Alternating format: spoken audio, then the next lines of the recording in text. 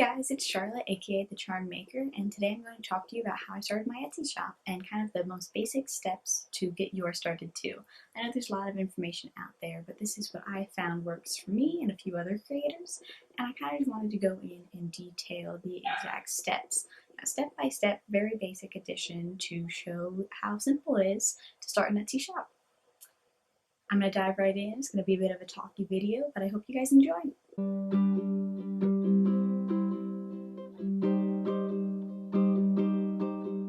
The first major step is your proof of concept. You want to be able to show that you have an idea and that people want to buy it. The most important part, and even the hardest part of starting an Etsy shop, is the idea. There are a bunch of things out there, and you want to make sure that your thing is true to you and what you enjoy. Whether it's jewelry, it's stickers, it's clothing, it's 100% up to you because it's 100% your shop.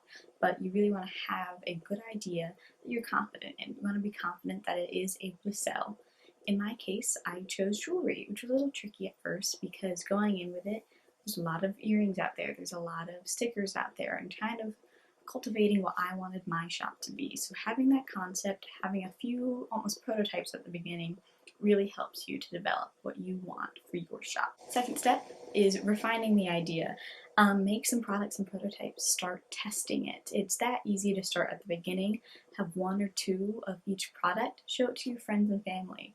Your biggest supporters should be one, yourself, and two, your family and friends. You want to be able to make sure that they're confident in the product as well. It's not just you who thinks it's wonderful, because it probably is wonderful. You want to make sure it's not just you who sees the potential for it.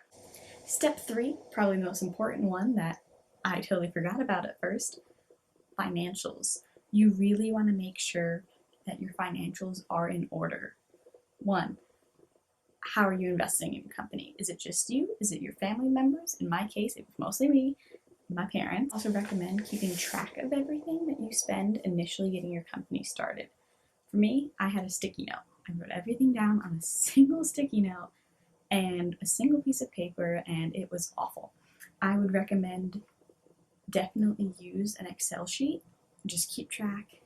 Make sure that you're really keeping track of how much money you're making at the beginning, or rather, how much money you're not making. You're going to be pouring out a decent amount at the beginning. Not a lot, it's 100% up to you, but you do need that initial investment into your company to make sure you have that money to put out a good product that will sell. I've since learned from my paper to I now do online banking, online QuickBooks, but when you're first starting out, an Excel spreadsheet is all you need. But don't use a sticky note like I did. It didn't work out well. Number 4, your shop aesthetics. This one's less important than financials, but it is, in my mind, equally as important. Having a pretty aesthetic to your shop really means a lot. Being able to have consistent fonts, consistent colors in the pictures and in your headings and logo, so important. Logo, at the beginning, my favorite site to use for any promotional marketing is Canva.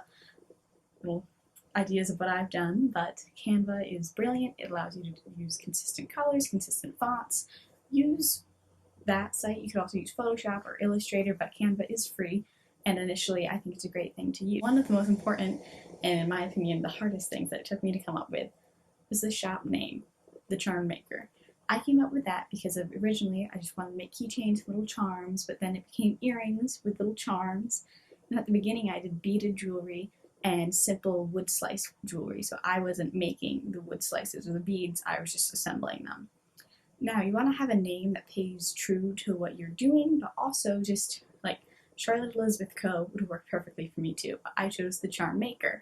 And with my name in charm, the little Char at the beginning, Charlotte, it was kind of cutesy and kind of all went together, and I do really like the name, and which is good because now it's TheCharmedMaker LLC, which is important, which I'm going to go into the more businessy side of things in the future. Your shop aesthetic is really important to have before you jump in and get started. You want to have that taken care of so you have a really streamlined Etsy shop right when you start. Getting those things done at the beginning so you're not doing back work, I did a lot of back work, is really important, and just one of those things I think you should have before you really start. Step 5 is to have some of your product ready. I think it's really better to have a small batch when you're first starting. When I first started, like I said, I did little wood and beaded jewelry, and I still have boxes of the stuff I made in my closet. Single box, but it's a lot of jewelry that's not used anymore because I no longer sell it because I'm not proud of the quality that it was. You want to make sure your products are good, high quality, and do a smaller batch at first. You would rather have to do a restock and a relaunch almost of your shop to have more stock if you sell out right away than be like me with a box in your closet filled with failed jewelry attempts and things that really didn't sell. I launched my shop in October. My first sale was in December to my mom. You really want to make sure that you have your product that's good, high quality, and 100% ready to go before you list it. A few of my shop restocks have taken minutes to sell out, some have taken days. It really depends on kind of the aspect of your shop, but when you're first starting out, smaller batches is the best way to go, or made to order, so you don't have too much to go off of. I'm going to make a separate video on made to order versus inventory, but it is really important at the beginning, I think, to do made to order, have a very, very small inventory. 6. My favorite, shipping and packaging. It's one thing to make a product, and it's another thing to ship it out. I find packaging to be my favorite part of the job because I love to make different postcards, my business cards, all of that stuff you did in the shop aesthetics portion is now being applied here into your packaging. Because your packaging, first and foremost, needs to be safe. It needs to get your product from point A to point B. And second of all, it needs to look cute. Cuteness can develop as you go along. Initially, I was writing handwritten thank you notes. Now I have 500 business cards that all say thank you so much that I sign, just to make things a little bit quicker as you go along. But at the beginning, you just need a nice pretty piece of cardstock and your handwriting, and that's the best way to do a thank you note. But shipping wise, I like poly bubble mailers or just poly mailers. It's 100% up to you. For jewelry, that's what I use, but for some sticker orders, if it's a single sticker order, no other products, I use cardstock in an envelope. It doesn't have to be that hard, just as long as it's safe and able to get out. At the beginning, like I said, you don't need anything fancy, it just needs to be effective. For instance, hand-cut stickers that you make for your packaging, your logo stickers to stick on it or to put in your orders, they can start hand-cut and eventually turn out to be manufactured elsewhere or ordered in. You can start doing everything by hand until you build up your sales, and then you can go and get the nicer things. Don't completely wipe out your bank account setting up your Etsy shop. You want to be able to use what you have, especially for shipping, to make your products better in the long run. Initially, people just got the earrings and a little sticker and a note saying thank you, and now there's little tool bags I use versus plastic. It's all up to you.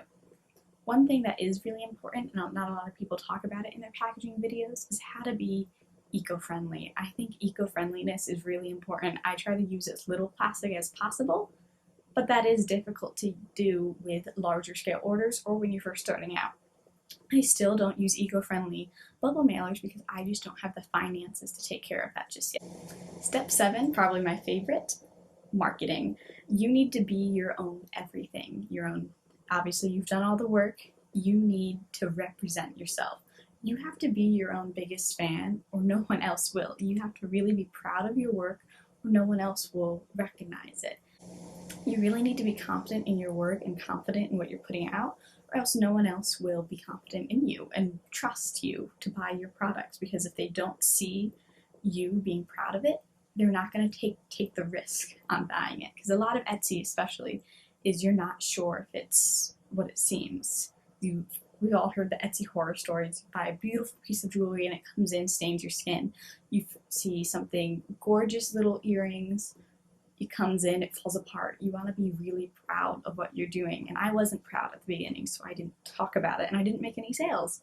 Step 8 is kind of a two-parter. You list your things for part 7, you get excited, and then fulfilling your orders. This is my favorite part. After I have stock made, my favorite thing to do, print out the shipping labels, get everything together. So using the stuff from packaging and your marketing, and it all comes together for the final product, and fulfilling all the orders. I love to fulfill orders. I think it's very rhythmic, very exciting, very nice and satisfying. That's one of my favorite parts.